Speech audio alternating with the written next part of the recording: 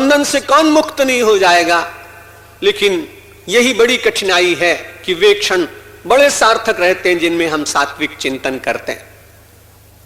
अधश्चोर्ध्वम प्रसितास्तस्य शाखा, उसकी शाखा ऊपर और नीचे की ओर, एक जगत की ओर जाती है, एक ईश्वर की ओर जाती है। एक मन ईश्वर को सत्य मानता है और दूसरी ओर विलास में जीने वाले व्यक्तियों को देखने के बाद यही मन कहता है, अरे ये कितने आनंद के साथ रहते हैं।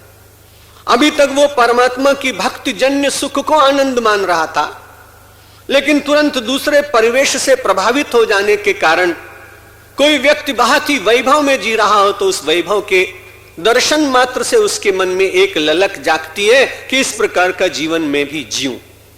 लेकिन कभी आपने उन वैभव में जीने वाले व्यक्तियों की निकटता प्राप्त करने का यत्न नहीं किया होगा। ईश्वर की कृपा से मुझ जैसे सन्यासी को सामान्य लोगों के साथ भी और अत्यंत वैभव में जीने वालों के साथ रहने का अवसर मिलता है। जब मैं वैभव में जीने वाले व्यक्तियों से कभी बड़ी शांत से पूछता हूं कि इतना वैभव है आपको, लोग तरसते हैं, आपके पास तो 12 गाड़ियां हैं, 14 बंगले हैं, आपको स्वयं ज्ञात नहीं कि कितने बैंकों में आपके अकाउंट्स हैं, कितने आपके नौकर चाकर हैं।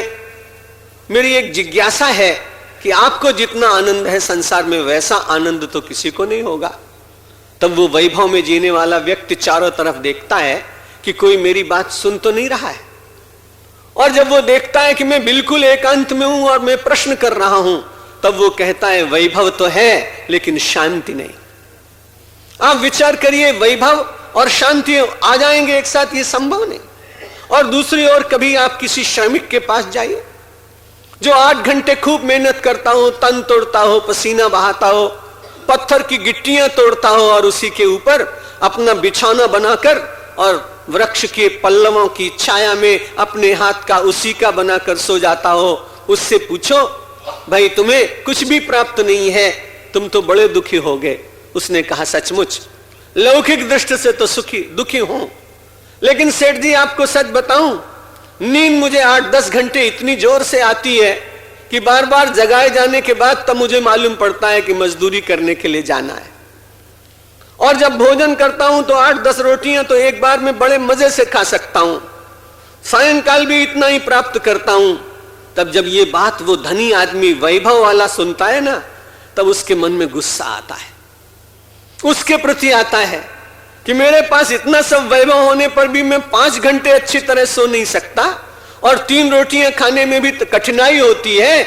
विचार करो, संसार का वैभव व्यक्ति को ज्यादा सुख दे सकता है कि व्यक्ति यदि अपने परिश्रम से, ईमानदारी से थोड़ा भी प्राप्त करके और जीवन को चलाना चाहे तो वो ज्यादा सुखी रह सकता है।